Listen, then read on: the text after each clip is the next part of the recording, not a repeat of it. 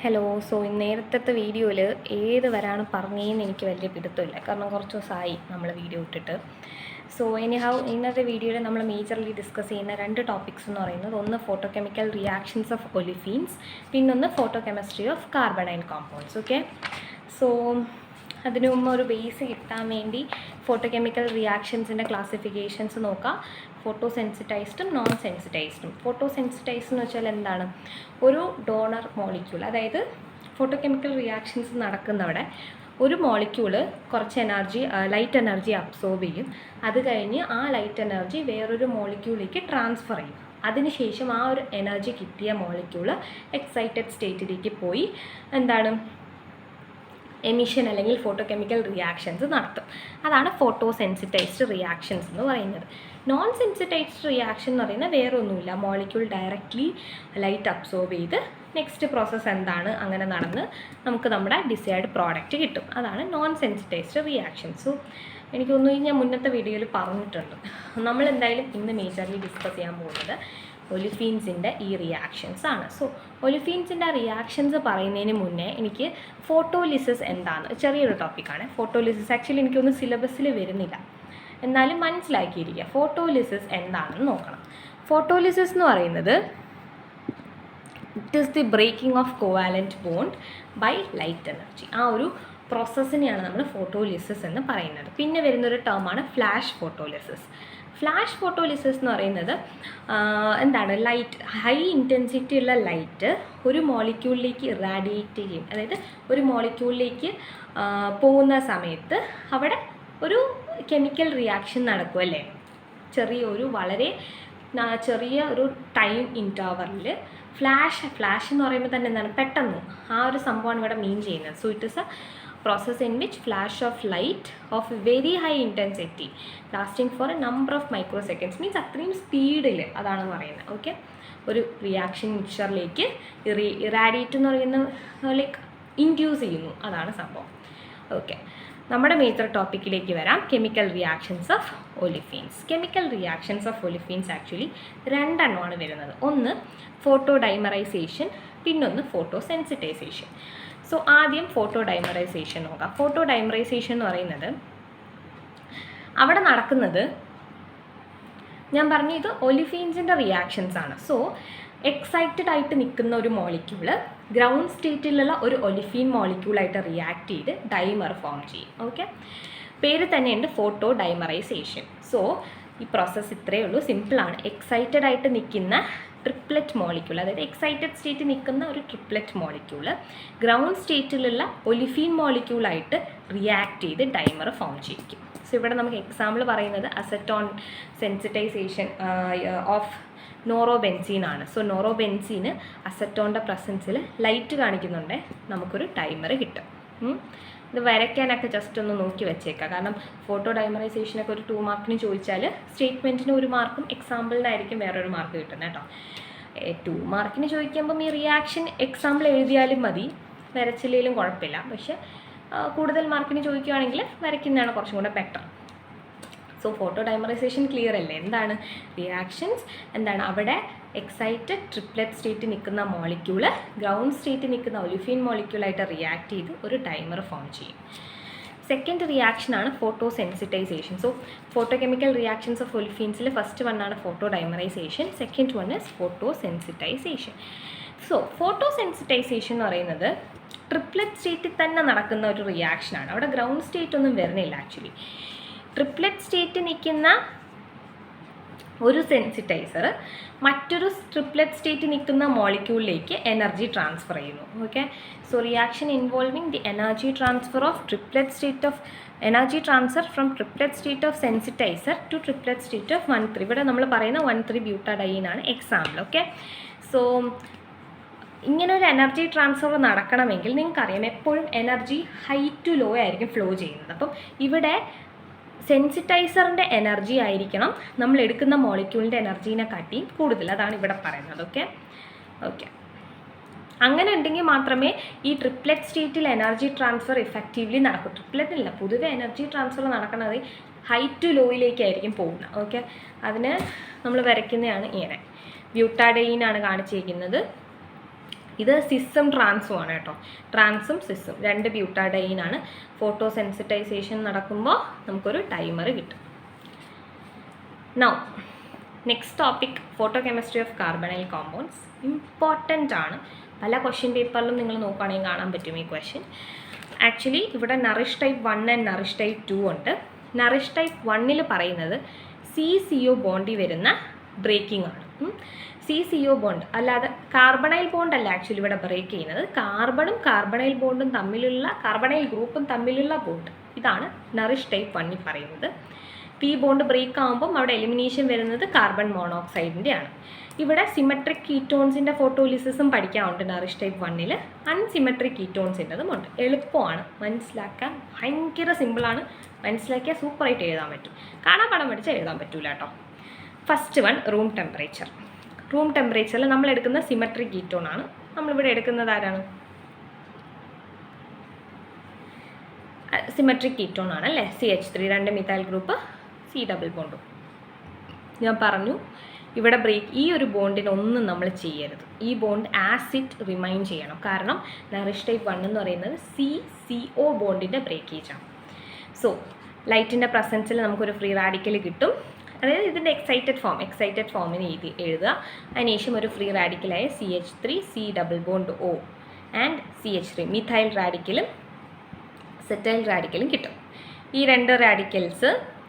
ഇനി നെക്സ്റ്റ് സ്റ്റെപ്പിൽ നോക്കേണ്ടത് ഒരു റാഡിക്കൽ. ഇപ്പം ഞാൻ ആദ്യം ഇതിനെടുത്തു. ഓക്കെ, ഈ അസറ്റൈൽ റാഡിക്കൽ ശ്രദ്ധിക്കണേ. ഈ അസറ്റൈൽ റാഡിക്കൽ ഫസ്റ്റ് റിയാക്ഷനിൽ എങ്ങനെ സ്പ്ലിറ്റ് ആയെന്ന് മനസ്സിലായല്ലോ. ഈ ഒരു മോളിക്യൂളിനെ അത് ഇങ്ങനെ വെച്ചൊന്ന് സ്പ്ലിറ്റ് ചെയ്തു. ഇതൊരു റാഡിക്കൽ, മിഥൈൽ റാഡിക്കലും അസറ്റൈൽ റാഡിക്കലും. അത് മനസ്സിലായല്ലോ, എളുപ്പമല്ലേ? ഇനി സെക്കൻഡ് സ്റ്റെപ്പിൽ നടക്കുന്നത് ഫസ്റ്റ് കിട്ടിയ അസറ്റൈൽ റാഡിക്കൽ നമ്മുടെ മോളിക്യൂളായിട്ട് റിയാക്ട് ചെയ്യുന്നു. CH3, C ഡബിൾ ബോണ്ടോ CH3യുടെ കൂടെ അസറ്റൈൽ റാഡിക്കൽ റിയാക്ട് ചെയ്യുന്നു. ആ സമയത്ത് എന്ത് സംഭവിക്കും? ഫ്രീ റാഡിക്കലാണേ, ഉറപ്പാണ്, നോ ഡൗട്ട്. ഇത് ഫ്രീ റാഡിക്കലാണ്. ഈ ഫ്രീ റാഡിക്കലിനെ ഇവിടുത്തെ ഒരു ഹൈഡ്രജൻ അട്രാക്റ്റ് ചെയ്യും. ഈ CH3യിലുള്ള ഒരു ഹൈഡ്രജൻ ഇങ്ങോട്ടേക്ക് പോവും. ആ സമയത്ത് ഈ ഫ്രീ റാഡിക്കൽ സ്റ്റേബിൾ ആവും. ഇവിടെ H കിട്ടി, ഇത് സ്റ്റേബിൾ ആവും. പക്ഷേ ഇവിടെ ഒരു റാഡിക്കൽ ഫോം ചെയ്യും.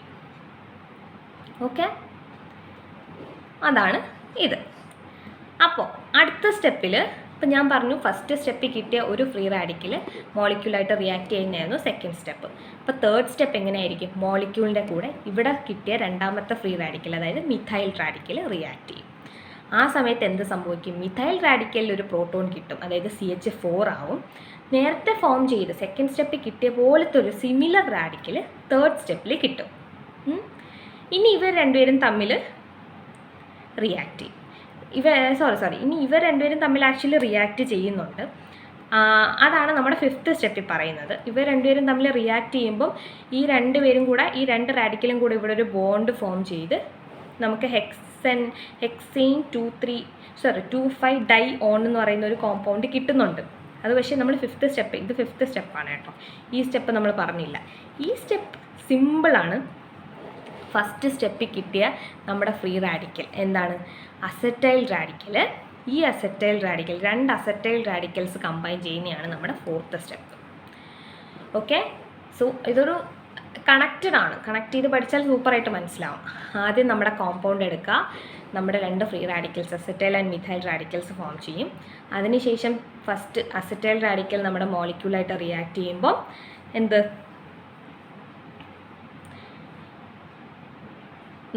ഇത് അസറ്റാൽഡിഹൈഡാണ്. അസറ്റാൽഡിഹൈഡും വേറൊരു റാഡിക്കൽ കിട്ടും. ഈ റാഡിക്കൽ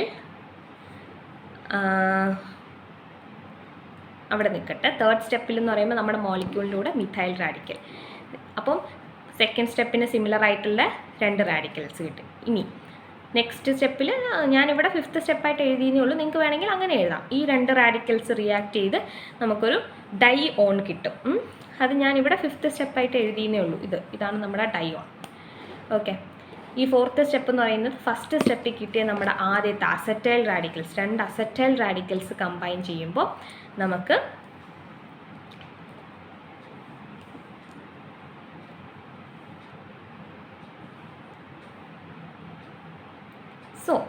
എനിക്ക് ഇവിടെ പറയേണ്ട കാര്യം നമ്മുടെ അസറ്റോൺ ഉണ്ടല്ലോ, നമ്മുടെ കോമ്പൗണ്ട്, അസറ്റോൺ ഫോട്ടോലിസിസ് അണ്ടർഗോ ചെയ്യുമ്പോൾ റൂം ടെമ്പറേച്ചറിൽ കിട്ടുന്ന ഇൻ്റർമീഡിയറ്റ്സ് ആരൊക്കെയാണ്? അതാണ് എൻ്റെ ക്വസ്റ്റ്യൻ.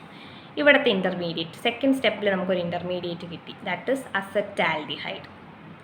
ഇവിടെ കിട്ടി മീത്തേൻ, ഇവിടെ കിട്ടി ബൈ അസറ്റൈൽ, ഇവിടെ കിട്ടിയത് hexane 2,4 dione, hexane 2,4 dione. So photolysis of symmetric ketone അല്ലെങ്കിൽ photolysis of acetone gives acetaldehyde, biacetyl, methane and hexane 2,5 dione. ഇതാണ് കൺക്ലൂഷൻ.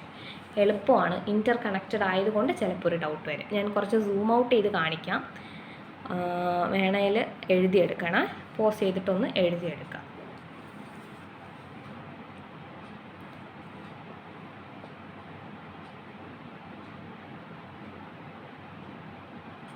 സോ നെക്സ്റ്റ് എനിക്ക് പറയാനുള്ളത് എലവേറ്റഡ് ടെമ്പറേച്ചറിൽ എങ്ങനെയാണ് നടക്കുന്നതെന്നാണ്. എലവേറ്റഡ് ടെമ്പറേച്ചറിൽ ആക്ച്വലി നേരത്തെ നടന്ന പോലെ തന്നെയാണ് ഫസ്റ്റ് സ്റ്റെപ്പ്. നമുക്കൊരു അസറ്റൈൽ റാഡിക്കൽ, മീഥൈൽ റാഡിക്കൽ കിട്ടും. അതിനുശേഷം അസറ്റൈൽ റാഡിക്കൽ പിന്നെയും സ്പ്ലിറ്റ് ആവും. കാർബൺ മോണോക്സൈഡ്, ഞാൻ പറഞ്ഞ പോലെ ഫിഷൻ നടന്ന് കാർബൺ മോണോക്സൈഡ് ഫോം ചെയ്യും. അതിനുശേഷം ഇവിടെ കിട്ടുന്ന 2 മീഥൈൽ റാഡിക്കൽസ് കമ്പൈൻ ചെയ്യുമ്പോൾ we will be getting ethane. Okay, right. അത് എലവേറ്റഡ് ടെമ്പറേച്ചർ. പൊതുവേ ക്വസ്റ്റ്യൻ പേപ്പറിൽ കാണുന്നത് റൂം ടെമ്പറേച്ചർ ആണ്, എലവേറ്റഡ് ടെമ്പറേച്ചറും ചോദിക്കാം. സെക്കൻഡ്ലി ഇപ്പോൾ ഞാൻ പറഞ്ഞത് സിമെട്രിക് ആണ്. ഇനി നമുക്ക് പറയാനുള്ളത് അൺസിമെട്രിക് കീറ്റോൺസിൻ്റെ കാര്യമാണ്. ഈ വീഡിയോയിൽ ഞാൻ അൺസിമെട്രിക്കും കൂടെ പറയുന്നുള്ളൂ.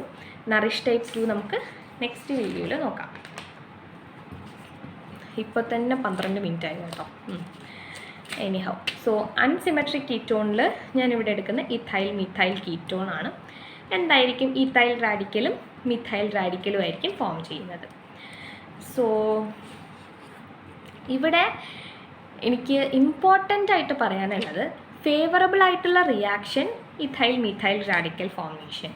നോട്ട് ഫേവേർഡ് ആയിട്ടുള്ള റിയാക്ഷൻ എന്ന് പറയുന്നത് നമ്മുടെ